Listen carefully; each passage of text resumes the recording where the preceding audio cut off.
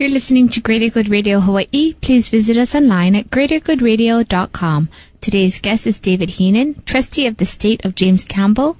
He serves on the boards of Bank of Hawaii, Maui Land and Pineapple Company, and several other organizations. So, David, being that these people are going back to their home countries, what do you think the USA can do to keep these people here, keep the talent here? Yeah, I think the book recommends two really distinct sets of recommendations. One relates to, on the back end, this issue of trying to train and develop our own homegrown kids and trying to really get them re-energized in careers in science, math, and engineering. And that's going to take some time and effort. There are people like Bill Gates at Microsoft and Craig Barrett at Intel that are out on the stump, going to campuses and high schools, talking to kids and trying to reinvigorate them.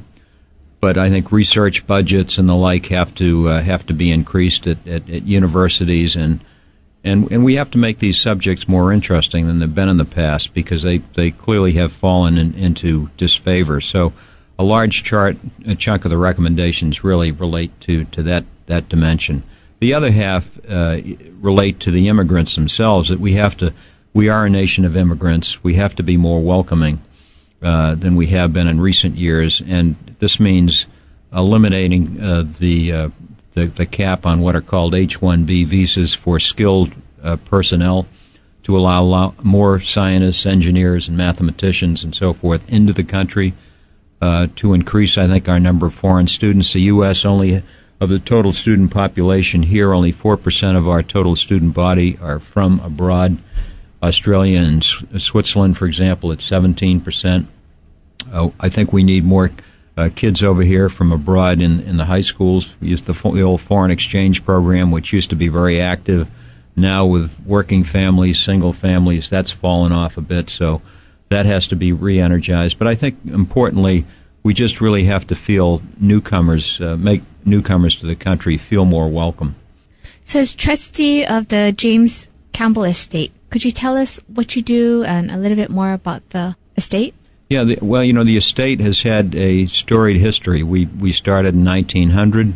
As you perhaps know, less than a year from now, the estate will officially terminate, and we will then convert what has been a trust form of organization into a limited liability company. And the trustees, including yours truly, will disappear, and I may have my own radio show. Who knows if this goes well? But so we're in a very interesting transition period, and a lot of what we've been doing over the last few years has been really gearing up for this quite monumental shift and to get everybody on board. But essentially, the employees will all simply change uniforms on January 20th, 2007. There'll be a new board of directors, somewhat akin to the trustees, but probably not as actively involved as we are, and it'll continue on, and I'm sure not miss a beat. So that's been our focus as a trustee. There are four of us, and we're primarily involved in setting the strategy and of the enterprise and monitoring organizational performance, evaluating our executive team, and keeping in close touch with our beneficiary community, of which there are 30 or so income takers and 100 or so family members. Is there a charitable trust portion of Campbell Estate? Yeah, we have, we sort of two forms of giving. One is at the enterprise, the trust level, through various community support activities, but there is the James and Abigail Campbell Foundation, and they have been very generous to a variety of Hawaii projects.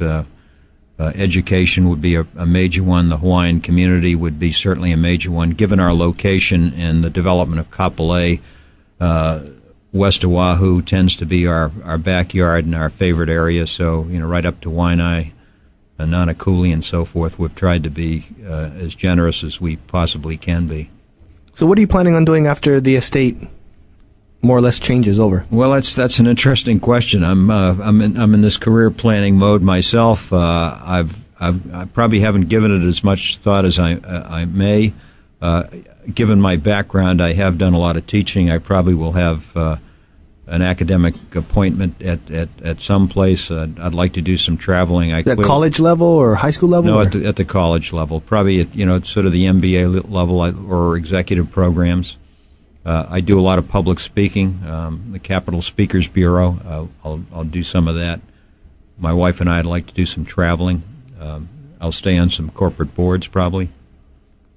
And the nonprofit boards that you're involved with, what prompts you to do that?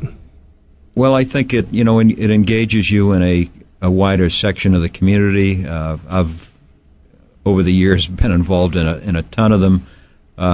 What I find most enjoyable now is as a offshoot of the book production and the speaking opportunities is that I've really used that as a leverage to get out and around to high schools, to colleges, to book clubs, Rotary groups, exchange clubs, and so forth, and try to get the message of each one of those books in front of a much wider audience, and that's really where my attention has been recently.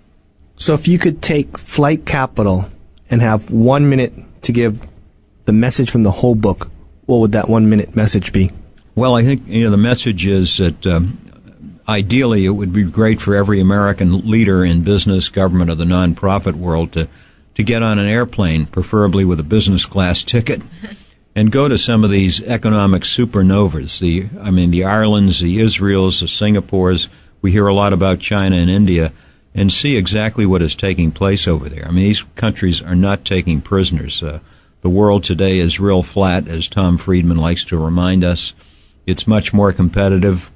And particularly when it comes to educating, training, and building brain trusts, these countries are very, very actively on a definite mission to do that. And if we aren't very, very careful with our human talent, and that's stockpiling both imported talent and building our own talent, our economic standard of living and even national security are going to be very much compromised. So we got to get with it, and the time is running out. The National Science Board just took a look at where we are today versus the late 60s, early 70s. Their estimates were, with some of the reforms that they're talking about, I'm talking about, it'll take 10, maybe even 20 years to get back to our relative ranking in the 1960s. So, this is important stuff. Okay, well, thank you so much for your message, and thank you for joining us today on Greater Good Radio, Mr. David Heenan. For more information or a transcript of today's show, please visit us online at greatergoodradio.com. This is your host, Evan Leong and Carrie Leong, saying please join us next time for another episode of Greater Good Radio, Hawaii.